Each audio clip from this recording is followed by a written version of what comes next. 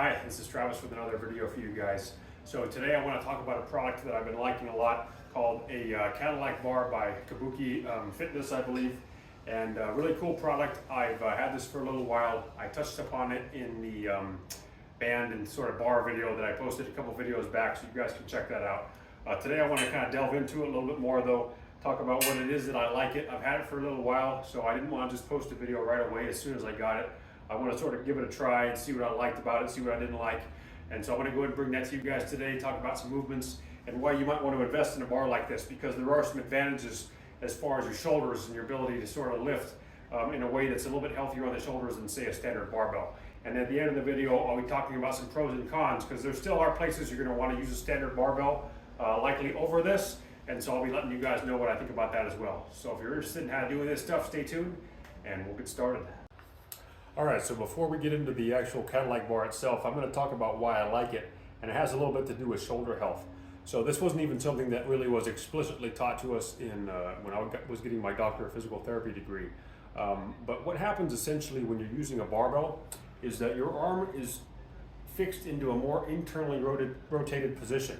And so in this guy's case here, you can see this space between what we call your acromion, which is part of your scapula or your shoulder blade, and basically this long bone here called your humerus. And so you have some things that run in through here, like your bicep tendon, your supraspinatus, which is one of the rotator cuff muscles. And this is called your subacromial space. And so what ends up happening when your shoulder is up and you turn it in, it tends to close down that subacromial space a little bit more in the shoulder. And so sometimes you're going to get a little more abutting into that acromion, and you're going to, supraspinatus is a pretty good target. Sometimes you can even get your bicep tendon in there as well.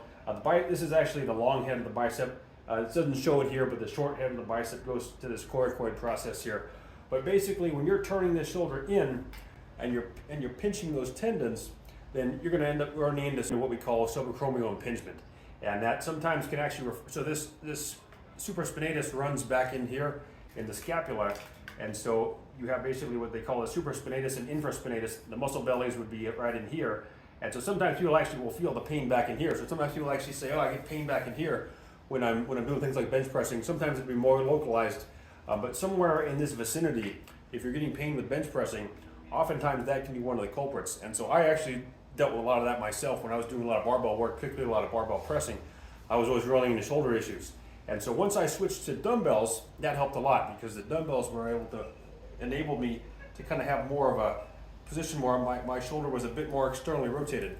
And what's really cool about the Kabuki bar is with a barbell, it essentially allows you to achieve that same angle. You're a little more locked in like a barbell, because it is a barbell, but you also have that freedom where you're giving yourself a little bit more of that external rotation here, so you're not getting as much impingement on the supraspinatus. So since I started using the Kabuki bar for more pressing type movements, my shoulders actually have felt better. And I haven't run into some of the issues that I've always run into when I started, picking up barbell work again. So in a nutshell, that's pretty much why I like using the Kabuki bar, because again, it allows me to take that angle where, as far as the shoulder is concerned, I'm not getting as much impingement. So let's go ahead and grab that Kabuki bar and we'll get started. All right, so I'm going to show you guys the bench press in a second, but what I want to show you that I like about this bar is the fact that these are not only purely vertical, they're angled a little bit inwards. And so the cool thing is, not only am I not having that internally rotated positions, because again, if I grab a barbell, I'm here. I grab a Kabuki bar, I'm here. So the hands still tend to converge a little bit toward the midline. And in that cambered bar video, I posted a few videos back, I talked about a carrying angle and how our arms tend to kind of converge toward our midline. And so whoever designed this bar was definitely thinking about that. And so that was a cool kind of anatomical advantage. So sometimes you'll see these multi-angle bars, but again, they're just vertical slotted here, versus these ones converge into the middle. And so as I'm pressing, your arms are going to come in towards the middle as opposed to just coming purely straight up, which is not going to be as anatomically correct as coming in towards the middle a little bit. So big win for Kabuki bar on this one over a standard conventional barbell. Not only again are you taking out that internally rotated position, but you're also converging in toward the middle. So as far as these multi-angle bars are concerned, this is definitely the best one I've seen so far. How there's this, sort of angle here that sort of allows you to get a little more depth for those of you. Now again, you don't necessarily have to go super deep on a bench press, but because of this thickness here, you'd be a little more limited, so you'd be doing a little more of a partial range press if this thing was purely flat, and some bars are that way, versus this one's got a little slot here. So again, another advantage there. So Kabuki bar for the win on this one. All right, so just so you guys can see how this goes in real time, just gonna grab the bar at the second rung. Again, I'm on the incline right now. Come out with it, down and up.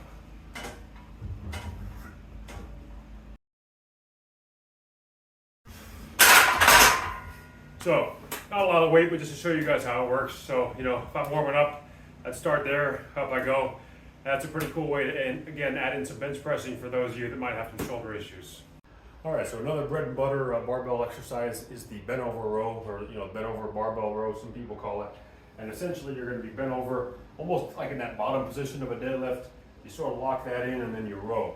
So you're going to run into some similar things. As far as the shoulder, a press is just basically the opposite direction of a row. The difference being with a row, you're just pulling it towards you instead of pushing it away from you.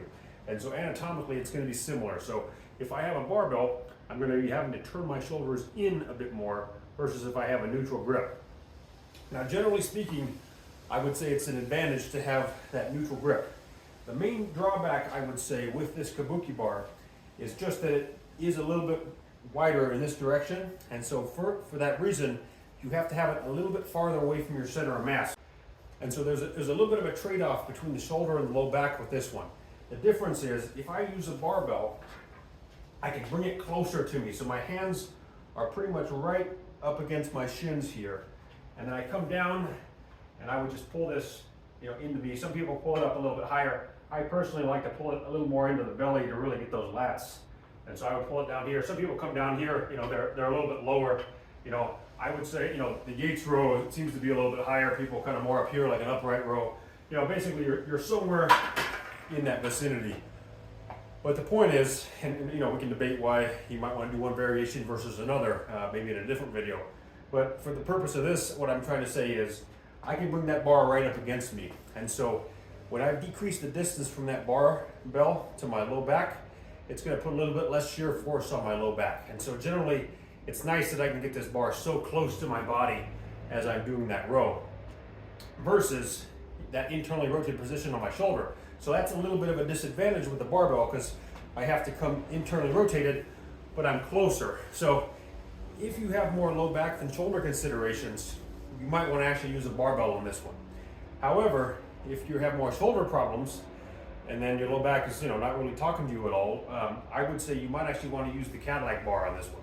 So coming in here with the Cadillac bar, now again, I want my hands to be converging this way. So as far as the bar, I want to grab it like this. I wouldn't want to have it flipped around where my hands are pointed out, like I'm kind of more of an externally rotated position. I mean, in theory, you could row that way, but I find, generally speaking, it's a bit more of a natural position to be slightly turned in, and so that's where you want your hands to be. So I would come in here, and so see now the difference is, this bar, I've got to keep it just a little bit farther away from me as far as my distance to my low back. Now again, if you don't have low back considerations, that may not be that much of an issue for you. But if you do, sometimes having that bar a little bit farther out, you may not like the way that feels as much. Again, if you're somebody who doesn't have issues in either department, you can kind of pick your poison. Okay, so next up in the list is going to be a standard barbell curl. Okay, now barbell curl is a pretty popular exercise. I talked a little bit about this back a few videos where I described a cambered bar versus the barbell. The advantage there again is that anatomically that cambered bar conforms to the anatomy a little bit more. This one can sort of do the same thing though. So I am more in a neutral grip position. So this is almost more like a hammer curl now.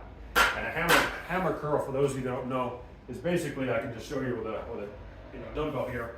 So a standard curl is going to be where you supinate your hand or turn it towards you, versus a hammer curl, you're going to basically just bring it kind of straight up, or maybe bring it in a little bit towards the midline some. But basically, in a nutshell, when I have my hand more supinated, it increases the recruitment of the bicep, because the bicep flexes my elbow and it also supinates my wrist or my forearm. And so when you have this, you're a little bit more locked into that neutral grip. And so for that reason, the bicep is going to get a little bit less of the workload, and you're going to get more recruitment of that brachialis that sits right behind your bicep.